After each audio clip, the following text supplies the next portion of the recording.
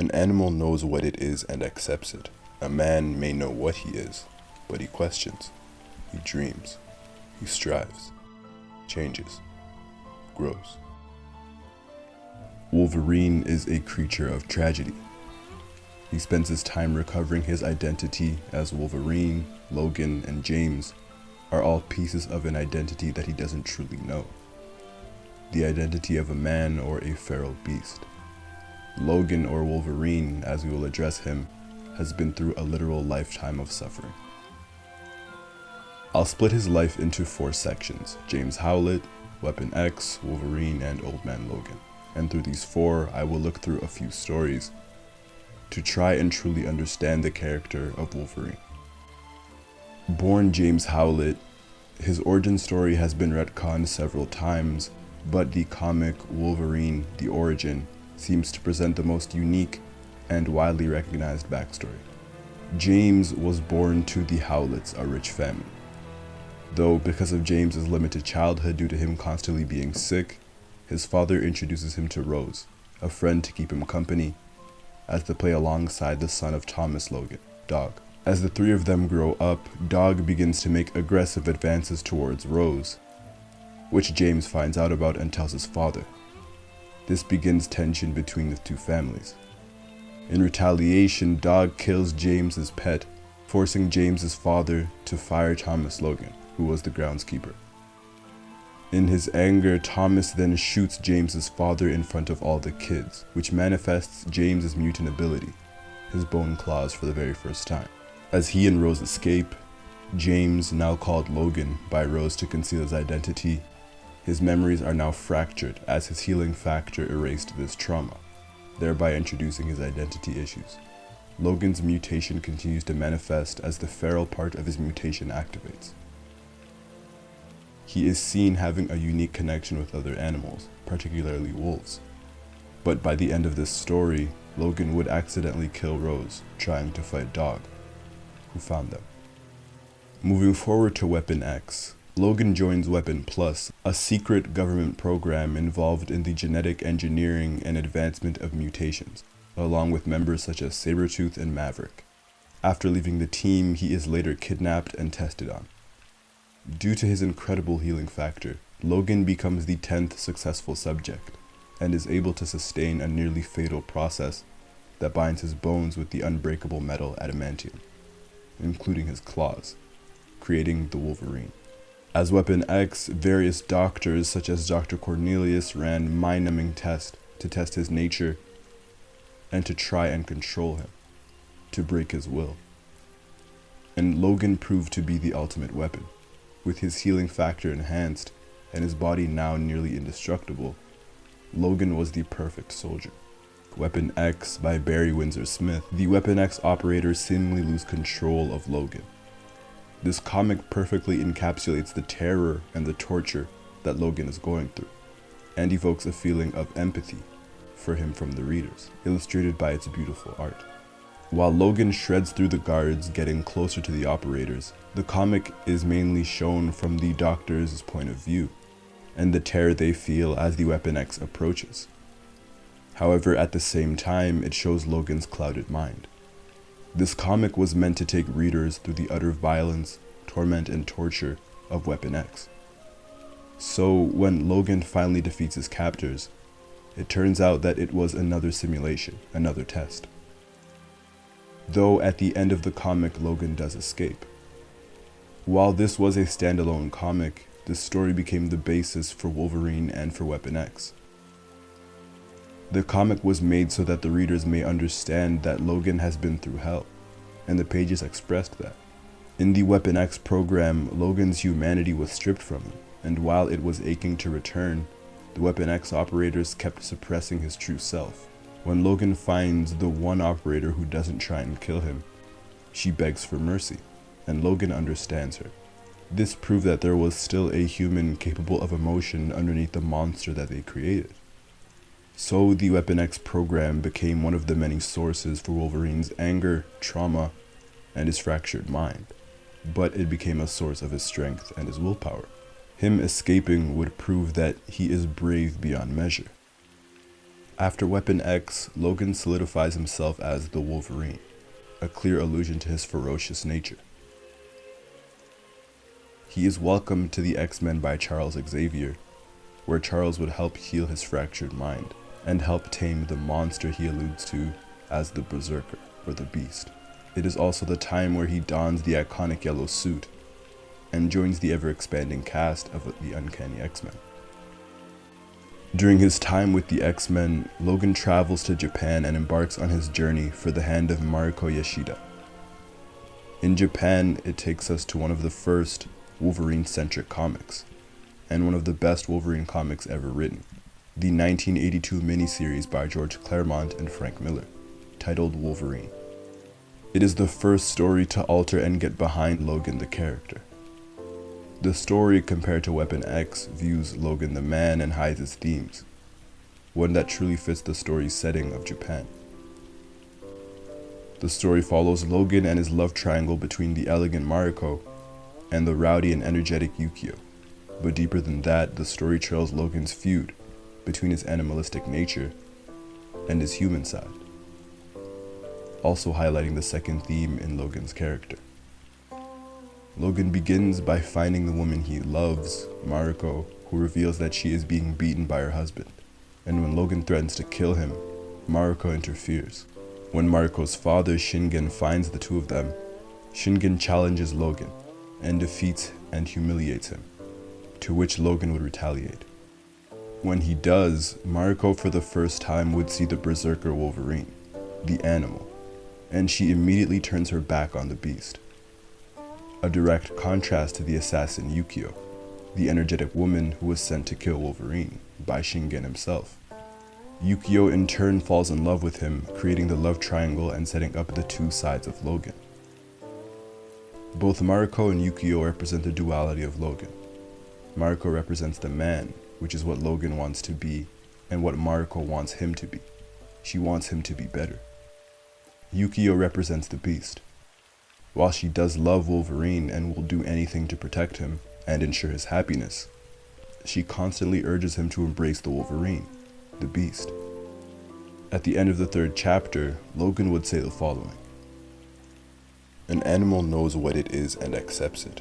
A man may know what he is, but he questions, he dreams, he strives, changes, grows." Wolverine's story is about change and about stagnation, and it hammers the idea of Logan being an individual who can attempt to change, and who will always be making that attempt, what I believe to be the main theme of his story, trying. As he dons the yellow jumpsuit and becomes Wolverine of the X-Men, he is forced to learn many important skills that involve teamwork and empathy. As he is usually a lone wolf, Logan is thrusted into a role where he has to work with others. And in many cases, he is asked to become the leader of the X-Men. Though the importance found in this portion of Wolverine's story are the relationship he cultivates and the unique ones that blossom. Of course, there is the eternally destructive relationship that he has with Jean Grey, but I want to look at the others. With Kitty Pryde, he establishes an older brother, younger sister relationship. In Claremont's Kitty Pryde and Wolverine run, this dynamic is clear. Wolverine was one of the people who taught Kitty how to fight. With Storm, they have a relationship that is centered around trust and reliability. With Jubilee, similar to Kitty, he was her teacher, and someone she could rely on at any moment. Like when she confronted her parents' killers, and Logan would talk her out of killing them. With Mystique, she is chaos, constantly appealing to the man he was, the Beast. She remains a figure of his past in many iterations, constantly trying to pull Logan down and back. One of the most impactful and unpredictable relationships Logan has is with Nightcrawler. He and Kurt are opposites in every sense. Nightcrawler is the religious pacifist, and Wolverine, whose morals are interesting to say the least. But these two are best friends, who have lived through so much together. Logan's relationship with Kurt is different because Kurt was one of the rare people who tried to actually help Logan and his feral tendencies. Kurt didn't see Wolverine, he saw Logan. Regardless of what Logan did, at his core, he was still a broken man with a broken identity. Even in his moments of anger and rage, Kurt wanted Logan, not Wolverine. He wanted the man, not the beast. And Kurt never gave up on Logan, even in death. And this was due to Nightcrawler's strict morality. And this relationship is well described in one comic. In the final chapter of Wolverine Weapon X by Jason Aaron, after Nightcrawler dies, he tasks Logan to lug a $20,000 concert piano to the top of a Venezuelan mountain. And Logan does it without hesitation because Kurt was his best friend. He may have cursed Nightcrawler in the process, but he did it, which shows their bond. Which brings us to the final section, Old Man Logan. Old Man Logan highlights Logan's vulnerability and his humanity. In the initial Old Man Logan run, he refuses to use his claws because those same claws slaughtered the X-Men when an illusion took over his mind and his senses. The restraint and the reluctance of the withering Wolverine takes him across the country to try and pay the rent for his family to survive against the Hulk gang. But in typical Wolverine fashion, his family got killed. This leads Logan to tap back into the beast that he tucked away for so long. The essence of Wolverine stems around punishment. How much punishment can one man take? Wolverine is always suffering one way or another. He loses those closest to him all the time. Rose, Mariko, Jean, his family, the X-Men themselves, and many more. This is attributed to his mutation and his luck in a life of failure and suffering. So our last stop is the grand yet fitting and humble send-off for Wolverine and for Hugh Jackman's portrayal of Wolverine in the 2017 movie Logan.